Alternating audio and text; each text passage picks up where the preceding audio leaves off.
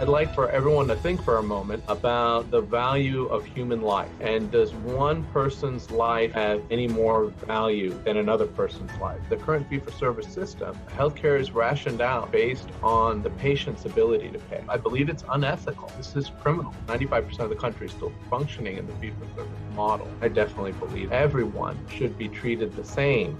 Everyone should have access to primary care regardless of their ability to pay.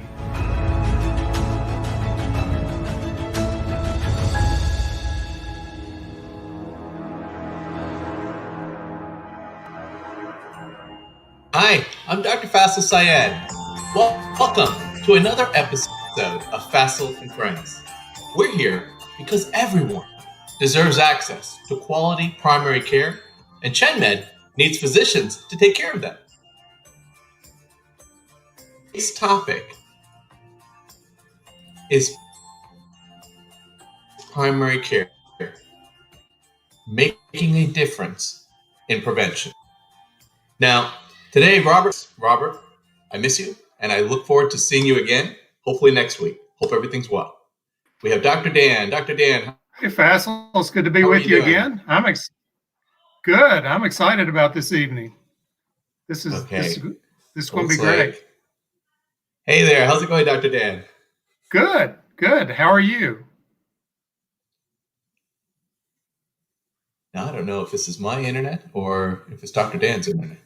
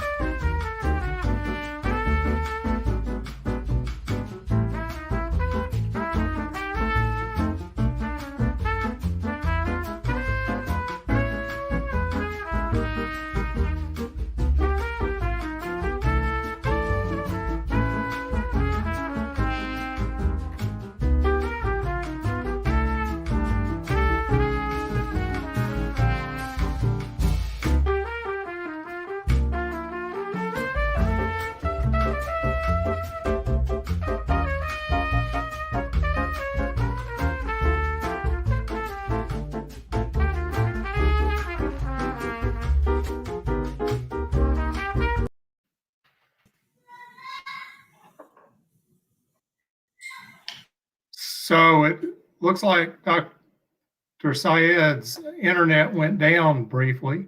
We're excited this evening. We're going to be having a very special guest this evening, Dr. Paul Grundy, who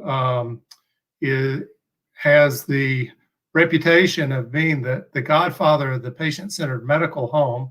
And I'm looking forward to seeing what he has, the story behind that, as well as what his thoughts are about the importance of primary care and how primary care can actually lead to proactive relationship-based care rather than the reactive transactional care that we're seeing so much in healthcare now.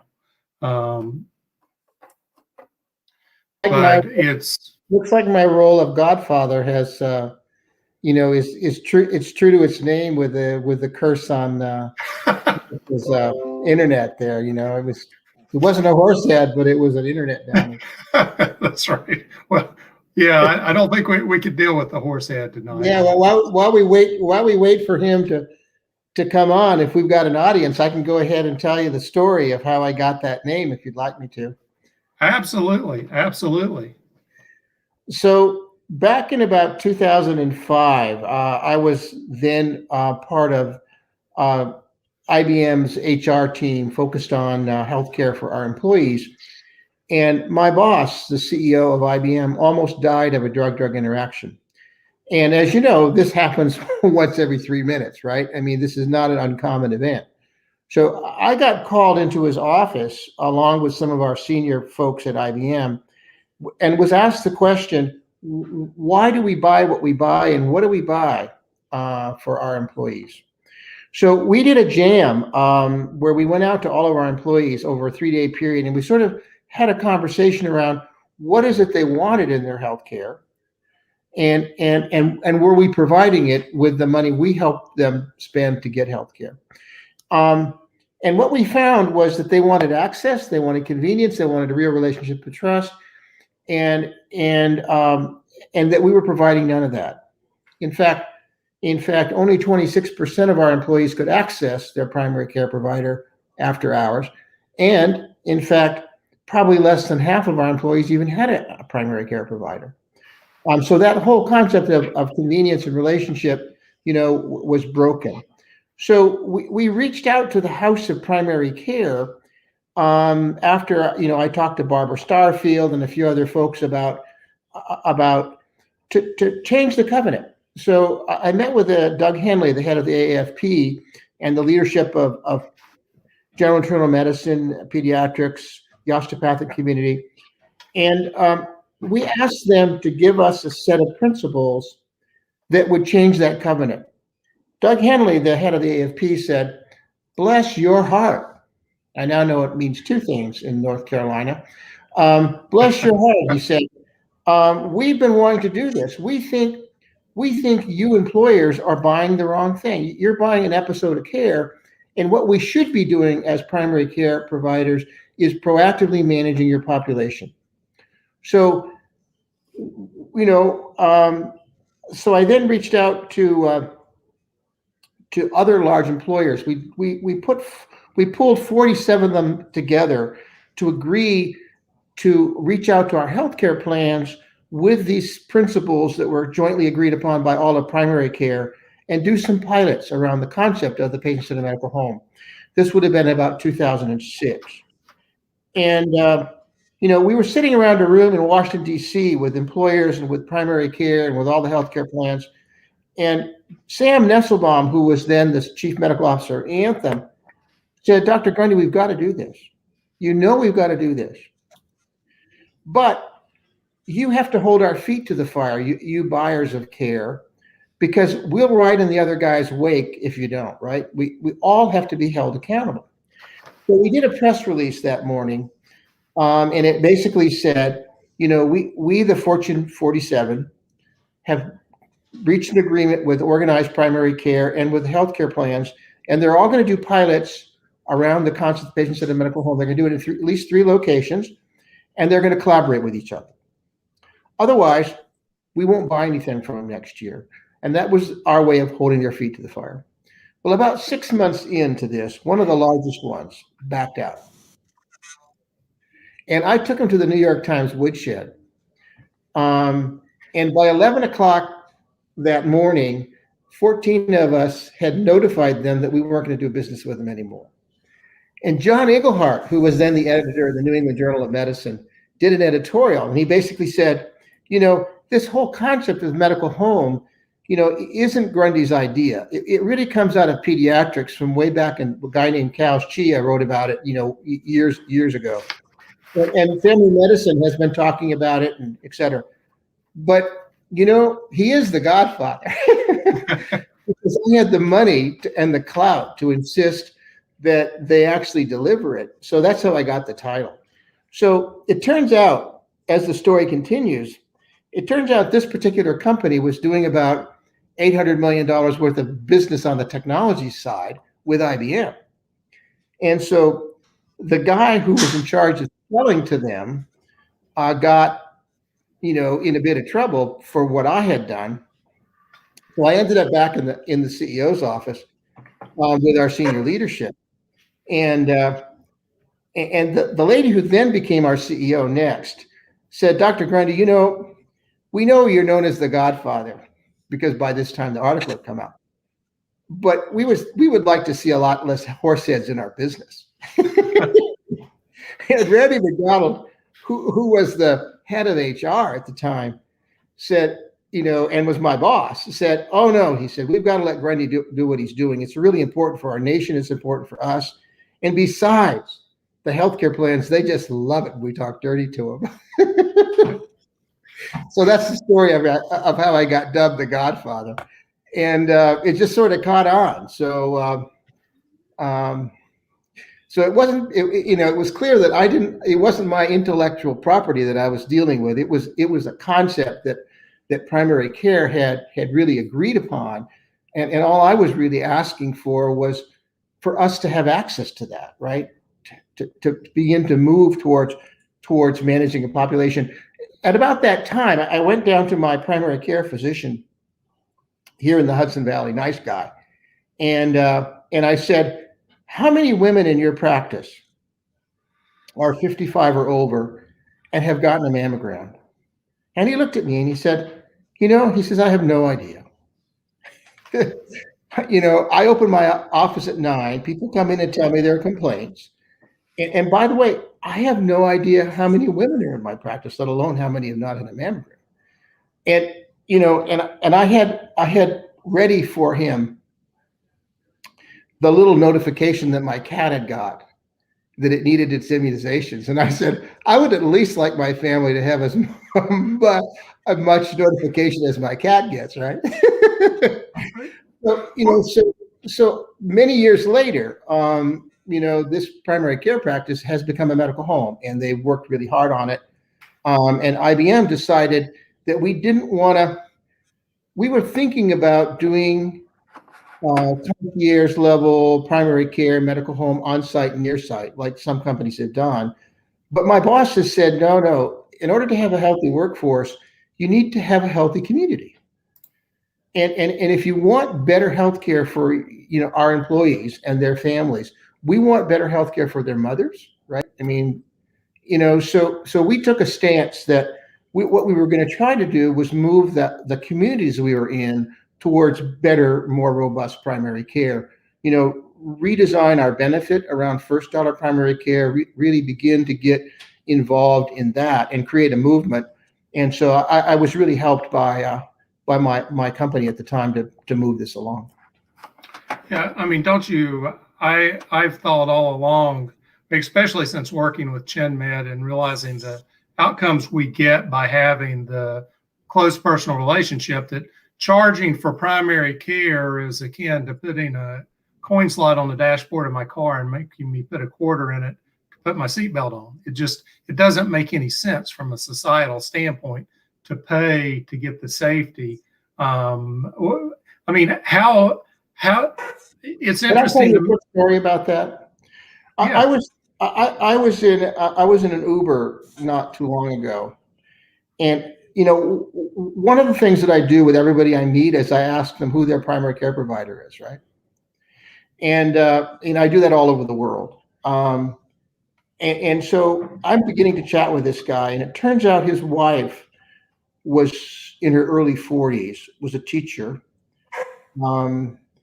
3 kids, and she's now paralyzed with a stroke. Oh. And now she can't talk well. She's paralyzed. She's no longer teaching. She's now a deficit, so to speak, in terms of her productivity to society. And that was all because she had a high deductible plan. And they couldn't at the time feel like they could afford the $125 or whatever it was to have access to primary care. I mean, simple, inexpensive. You can get it for $4 at Walmart. Antihypertensive medication probably would have sorted that out. And that happens like every 3 seconds, right? I mean, that's what we're up against. So, and then I've seen you mentioned the health plans working, or the employers working, and people come in and sell this case management. And it seems to be almost a shell game, because they'll take a group of patients that were high expense this year, and they have nurses call them, and then next year they'll say their costs are lower. But isn't that just regression to the mean? I mean, is that really making a difference there? Not only is it not making a difference, but it's really the wrong approach. I mean, what we learned in the pilots that we did over many pilots over many periods of time are those pilots that focused on the expensive and high cost were the ones that did worst.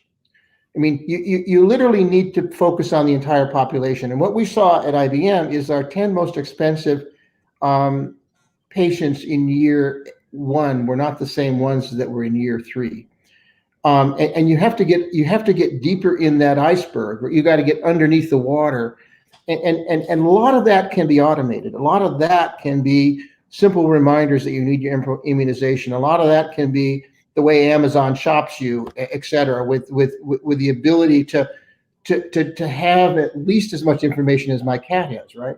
I mean, a lot of that is it doesn't cost a lot of money to begin to impact if you think about not only the people that are in front of you that day, but your whole population and those who are not in front of you. What do I need to do for them? And what you need to do for them is make sure that more than 51% of those things that should be done for normal screening are done, which is what the average was when we started this journey at IBM. Yeah, it's interesting that you bring that up. People have asked me in the past what the definition for population health is. And I've said it's how I take care of the people that aren't sitting in front of me today. That's population health. And this change of covenant, this conversation about change of covenant with primary care and primary care wanting it was really about thinking about the primary care provider being the system integrator. Where in the delivery system should data be held accountable? And the whole concept of the medical home is pretty well misunderstood. When Cal Shia, the pediatrician who articulated this in the 60s, what he was talking about was a home for the data. If you're going to have data for a complicated case, in this case, children with special needs, they're going to have teachers that are involved. They're going to have psychiatrists that are involved. They're going to have social workers. They're going to have multiple players. And if you don't have the same sheet of music, you're not going to be very effective. And that was the medical home. And by the way, it works well in pediatrics, not so well in geriatrics, that title, right? Medical home has gotten a lot of, that's another story that happened at the White House. But the concept of the medical home is the home for the data. Who's going to be accountable for understanding a plan for every patient? And when I think of population health, I think of it down to the individual level. What it should be is a plan for every human being in your community at your practice level. If you're a physician, it's everybody in your practice. If you're a community, it's everybody in your community. And those two things should be married together. When I go and look at a medical home, as I do often in my work in Denmark or in the UK, it's more than just the clinicians that are involved in that. It's the people who provide the oil and the food and the housing and the social services that are part of that. So,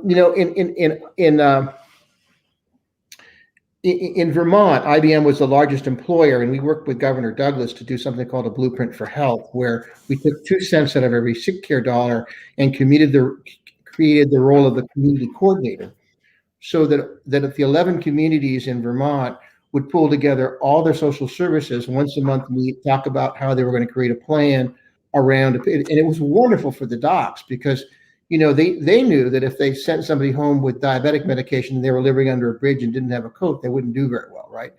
But so you could bring in those social services to support. I went to a meeting in St. Johnsbury, and the young Anglican priest gets up and she says, "We're never again going to allow one of our diabetics to suffer an amputation because we as a community don't have a plan around it, right? We haven't supported them with the training they need in nutrition, with the right exercise. So, there's a diabetic hiking club, and the newly diagnosed diabetic is introduced to the diabetic hiking club, and all those things begin to happen at the community level. By the way, that community has seen a 60% reduction in the complication of their diabetics. That's 60% less amputation. That's Jaja Gabor with a leg to stand on. Right. Well, and they didn't do this with a prescription pad. I mean, so often we're trying to treat social problems at the molecular level with really expensive drugs. And you actually wind up making it worse by giving the expensive drug, and then they don't have the food to eat. We have a comment here we'd like to bring in from Dr. Ajoy Kumar. He says, here you go. From your experience, why do you think we cannot harmonize efforts between health plans, providers, pharmaceuticals, and businesses to truly implement the AAA? Yeah, this is a 45-year journey that I've been on from my first year in medical school when I started working with Phil Lee in health policy and took a year off and worked on the Carter campaign, et cetera. But I think of this as three legs of a stool that have to be addressed. It's the cultural shift and thinking process away from super specialization, episodic care, towards proactively managing a population with data. It's the payment change that has to occur. So if I continue to pay for an episode of care and a butt in a bed is what I value rather than a butt out of a bed, there's only one way to hurt a cat, and that's to move the food. If the food gets put in that fee-for-service world. And the third thing we really need to have is the data. And healthcare has not responded in the same way that rocket science has to the information age. It hasn't, right? And so that's why I joined IBM and frustratedly left and discovered Innovacer, because there's some hope of getting at that source of truth and sorting it out and putting it at the point of care and delivering it to the patient in a way that we've done in Denmark, right? It's just so those three things I think have are going to require a tremendous amount of work. I think we're pretty early. I think it's pretty primitive. I think we're still. It's a journey. Yeah. So Faisel, I know you've got to have something to say here. Yeah, absolutely. Dr. Grundy, Dr. Dan, thank you so much. Dr. Grundy, thank you for sharing the story. I caught the second half of the Godfather story, and I just loved it. I knew it had to be something along those lines, for you to get that type of reputation and the impact that it's had on healthcare at large. Before joining Chenmed, I worked at a community health center. I was a chief medical officer at a community health center, large community health center in Tampa, and we were part of a network of community health centers in the Southeast, and we've shared information. We learned from each other. It was a lot of work that needed to be done to maintain the accreditation of having this patient-centered medical home accreditation. And I remember all the stress around that accreditation. And then when I left that world, I came here to the full risk model, and I look at the work that we do on a daily basis, because like you said, you have to have the data. One of our companies is an IT company. We're powered by very strong data for our patients. We're able to know very well the patients who we're not just talking about missing a refill on a medication. We're talking even very detailed. As soon as they swipe their insurance card at the emergency room, our doctors get a notification that, oh my God, the patient is at the emergency room. So I wanted to kind of get your thoughts around all the stress around the accreditation of getting labeled as a patient-centered medical home, and versus what the real reality, what the real driver of that was in the first place. So, when large employers agreed with the healthcare plans that we would move in this direction, the employers wanted proof that the healthcare plans were actually doing it. And so we went to NCQA and other certifying bodies to ask them to do that. And what I found out of that journey was that if a provider, if a clinic and a provider utilize those sort of certification and standardization process as a learning process, rather than a chitty for, we need to certify this so we get chitty. If it was a learning process and a continuous learning process, that's one thing that healthcare hasn't done that other industry has, is continuous continuous improvement, right? If they looked at it as continuous improvement and they looked at this as just some milestones that helped them understand what they needed to do for continuous improvement, they were very successful. But there were some, top of the line certified medical homes that I visited that I wouldn't take my dog to. Certainly not my cat. Um, and and that is really a matter of I think that first element which was missed, and that's the cultural shift, right? I mean, I've put a lot of time, and you have too, and in medical education. I'm a faculty member at some universities, and I teach, and et cetera. But that cultural shift, both for patients and for healers, I think are really important.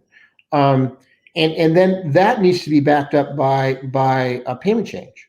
And that's the other thing that happened was, the reward for doing that was de minimis, right? I mean, it was it was almost irrelevant. So, one of the things that I was most excited about in my journeys, as I worked with Senator Baucus's office and others around language that got put in for medical home, was I got a call from Atul Grover, who was the lobbyist for the AAMC, who wanted to know whether I would support them on putting, I think it was $11 billion that they had sorted out, would expand medical education by 15,000 more slots. Wow. For medical students. And I said, I would love to support you for that if it's for primary care, but I do not want one more orthopedic surgeon in Sheridan, Wyoming, right? I mean, no, thank you. And he said, oh no, he said, it's going to be, we're not going to insist on what these guys do, right? So I said, okay, then I'll oppose you. And I called Bernie Sanders and I said, Bernie, you know that $13 billion you're looking for to expand federally qualified clinics? I know where it is. We're going to go get it. And we went around to every senator that didn't have a medical school and let them know how they were being screwed, right? Wow. Bernie got I think 47 or so senators to sort of support his idea, but that wasn't enough. And so Bernie held out, and that was called the Vermont Purchase. And he was the last person to sign on, the last senator, and they needed everyone, right, as you recall. That he was the last senator to sign on, and we literally took that money and put it over into expanding federally qualified clinics and to get them certified as patient-centered medical homes. So that's what you were up against. Wow. Do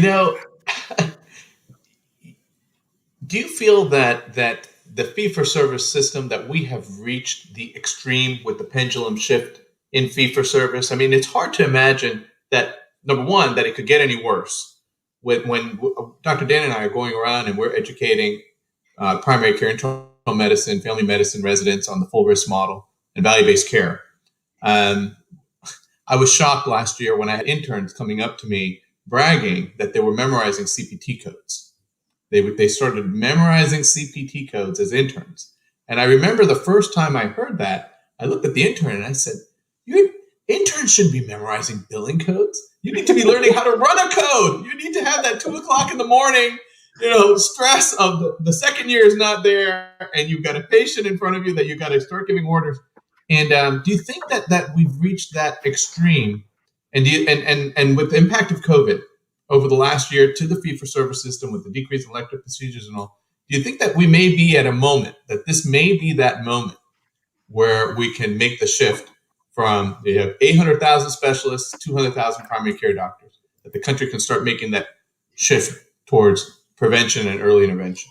I mean, I think, sociologically, there's a concept called the road you're on. And when countries tend to go down a path, they go down the road they're on. And, so the road that the UK was on coming out of World War II was a road in which basically the only entity that existed that was big enough to rebuild the hospitals and deliver care was government.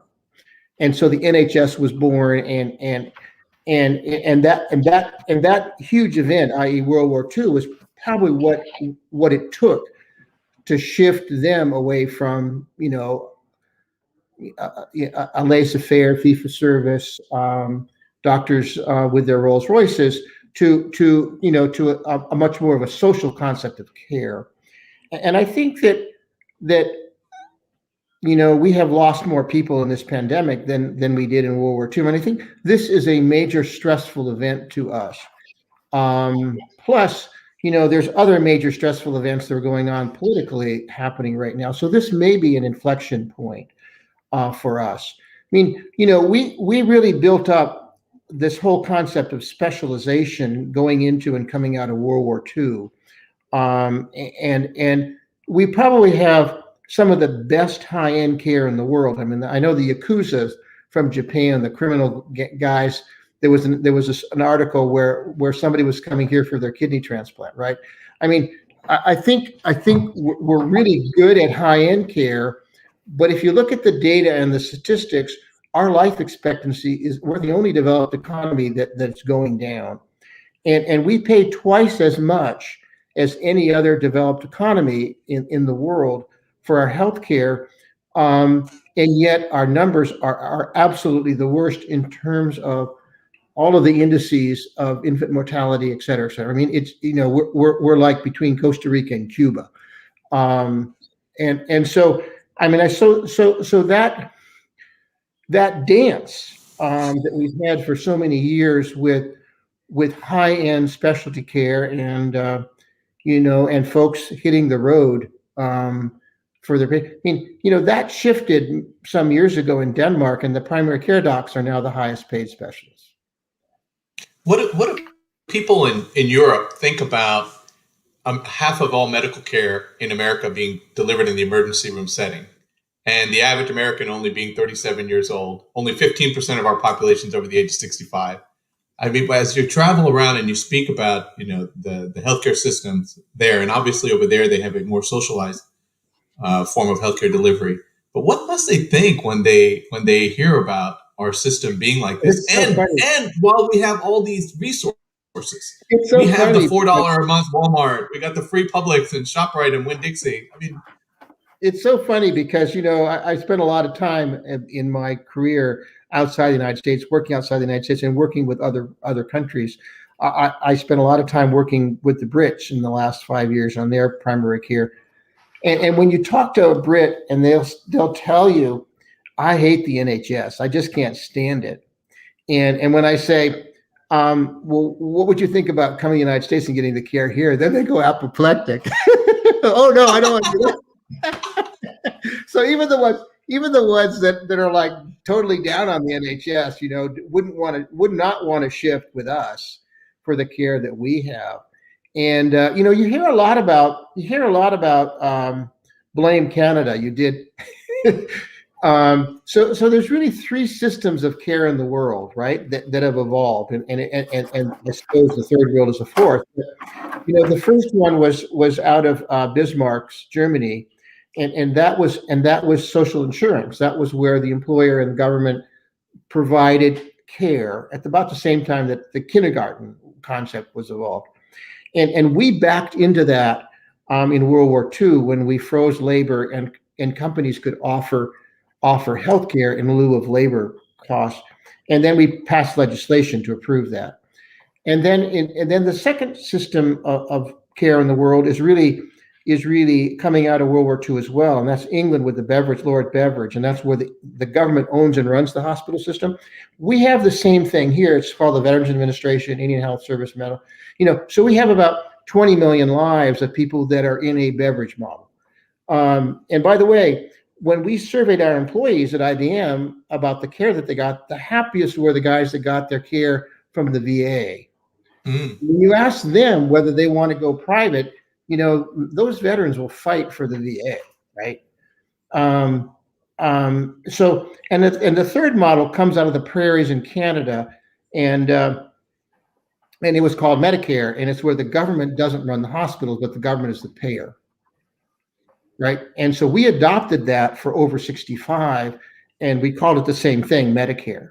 And that was Douglas out of the prairies. And so we have all three systems. And what that does for us is really complicate matters, because the administrative cost, the overhead cost for healthcare in Denmark is 1.2 cents out of every sick care dollar. That's the administrative overhead cost. In the United States, Wow. somewhere between 19 and 31 cents. I mean, you think about it, every major town has 3 towers for various health insurance plans. Every hospital has a basement full of people sorting out bills. I mean, that's just a hugely wasteful system. But more importantly, is we've separated the body from the head. So employers will look at keeping their employees well until they either go to another healthcare plan or they become a ward of the federal government after 65 with Medicare. And that's where the expense really occurs, right? So, you know, if we could politically decide on a single system, you know, we could go with what Austria and Germany and Holland have done and have social insurance for all, right? The same thing we have for our employees, or we could go with what Canada has done with the government as the payer for all, or single payer system, or we could even go with what the British system has in veterans care for all. I mean, and when you talk about, you know, people complain about Canada, you know, people having big waiting lists, that's because it's underfunded. It isn't the system that's wrong. I mean, they spend you know, maybe instead of spending 8%, they should spend 11% versus our whatever 20% we spend. But, you know, I think, you know, when I look around the world at systems of care that work, they fundamentally are built on robust primary care and relationship-based care, right? So, you know, in Denmark, every single person I met knows the name of their primary care doc. Nobody would dream of seeking partialty care, as they call it in Denmark, without having their comprehensivist, their primary care doc involved in that care.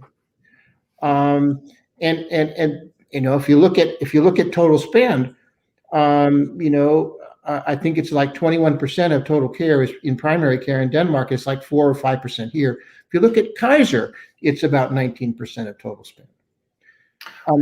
So the systems of care that work, I came to the conclusion when I was looking at sort of redesigning our benefits, that, you know, it has to be based in primary care, but it has to be based in primary care in a relationship of trust between a patient and their healer.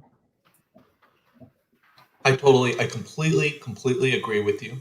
And I wonder, though, you know, we believe, obviously, you hear us speaking, this is a moral issue. Access to primary care is a moral issue, and it's a tragedy when people don't have access to just basic preventive measures. It's a tragedy. But when now the number one cause of bankruptcy in America is medical debt, and now 1 in 5 Americans is in some stage of debt collection because of medical debt. Yeah. Do you think that, okay, we might be on the hippie side of, hey, this is the right thing to do for humanity, but do you think now the other side may start thinking that, hey, you know, I was reading today, I got a message about considerations about eliminating student loan debt by even $50,000 per student who's got debt. I mean, now that we have reached this point, and it's by far it's causing so much financial stress, and the practices, the ways that the hospital systems are going after people like car accidents. If somebody has car accident and they have insurance, they have health insurance, the hospital billing system will go after them through their auto insurance, which only has so much coverage. And let's say if the cost of care was $10,000, rather than paying a negotiated rate of $2,000 or $3,000, they'll put a lien on their home or a lien on wherever they can. Do you think that now maybe on the other side, who don't want to side with the moralists, can say that, hey, you know, we just can't simply afford it anymore? You know, I think we might be I've always thought that we would have reached that point by even before now. So you know, that's the journey that I've been on for so many years. Is really what is fundamental and foundational. So there's 2 real issues that I began to look at with the medical home movement, and there was transformation and reformation. So, you know, there wasn't a lot of political argument about delivering better care, about transforming practice to deliver better care. The argument was about who pays. And that was a deeply, profoundly political argument that is a continuation of our Civil War, I think, right? I mean, there's just a huge political divide, and there just was not the political will. Although Obama and Baucus and other folks wanted to have a public option, Grassley agreed that if we basically went with the Massachusetts plan that Romney had developed, that they would support it. And then they walked off the stage, right? Government control and denial. I listened to one of the marketers for the Republican Party say we can win the 2010 election on fear. And there's nothing more fearful than changing healthcare. It appears to me that employers are going, I mean, we have essentially an employer-based plan, or at least a third of people in the United States, but employers are now starting to treat healthcare the way they went with retirement benefits. They're going from a defined benefit to a defined contribution because it's gotten so expensive, they can't afford to keep up with the plans. I mean, what do you think about the possibility of employers being able to make a donation, but then letting the employees go out on the exchanges and buy their own insurance? Wouldn't that help the pool? That would get rid of the pre-existing conditions and lower the prices for people. And then there would be an impetus to have that preventive care because you wouldn't be thinking about, well, I'm only going to insure them for 3 years, and boy, it's going to take 10 years for a colonoscopy to pay off. So let's try and get people not to get the colonoscopy. So Dan, you would think that, but the conclusion that I reached is that the overriding concern of my bosses in HR when I was on the business side was talent, attracting the most important talent, and what they look at in terms of a benefit plan, is you can see anybody PPO, right? Because that's what they think talent will want. So they want to have, companies that are competitive anyway, right? That aren't, but that might be different for school boards or, county governments or and I think, the other thing is that we did that high deductible design, which many large employers have gone to. And we managed somehow to figure out how to do high deductible, even with high deductible first dollar primary care, in defining it as a wellness type of program. When you have these high deductible plans that you take an $11 an hour cafeteria worker in a school district, what you're going to end up with is end-stage renal disease. What you're going to end up with is strokes. What you're going to end up with is, it's the most expensive kind of care if you don't provide the front end prevention and primary care. Now we have almost half of the country having cardiovascular disease. But it's led by hypertension, and I think now, yes, we also crossed the 100 million mark. 100 million Americans are either pre-diabetic or have diabetes. And I just, here in Florida and in the South, we have the Publix grocery store chain.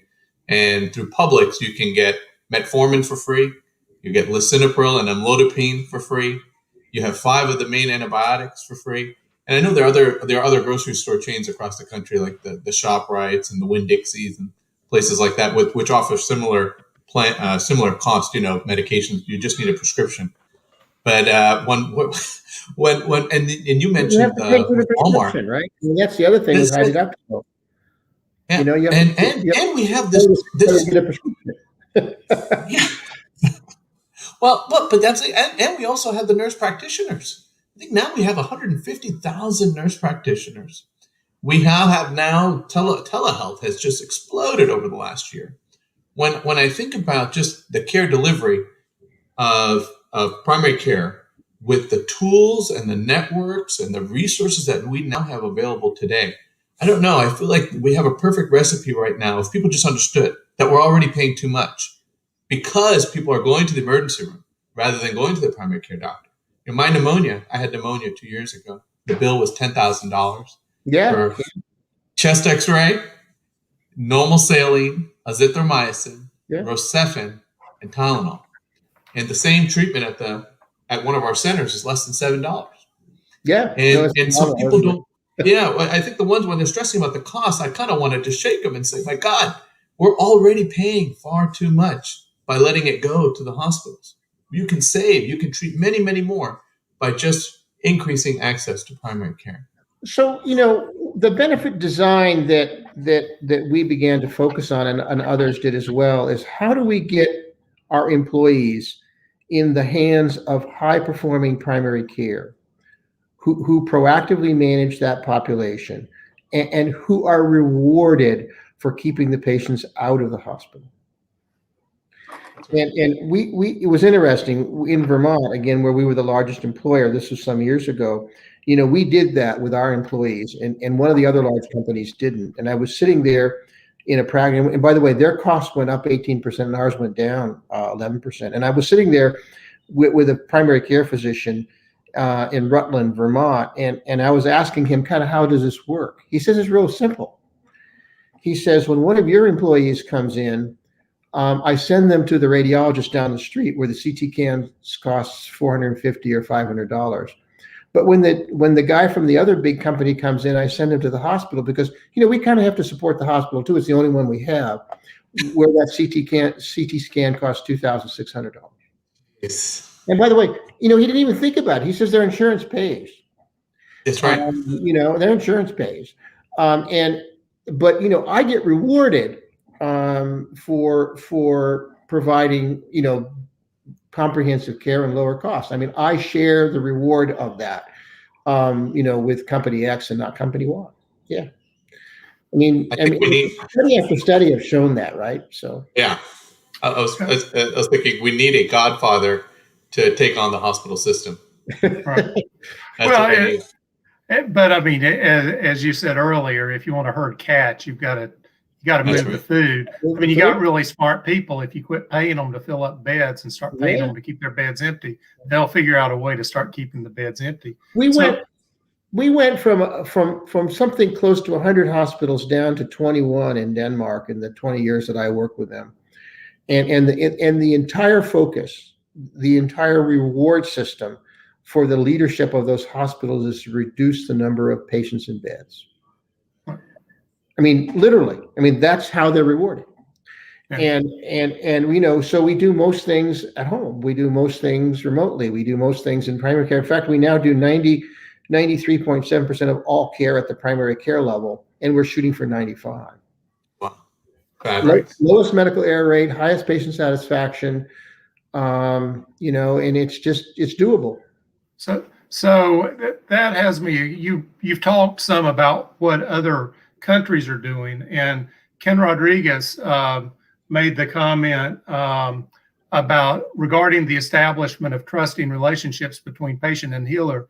Is there perhaps a difference in training between U.S.-based providers and those in countries with better outcome measures?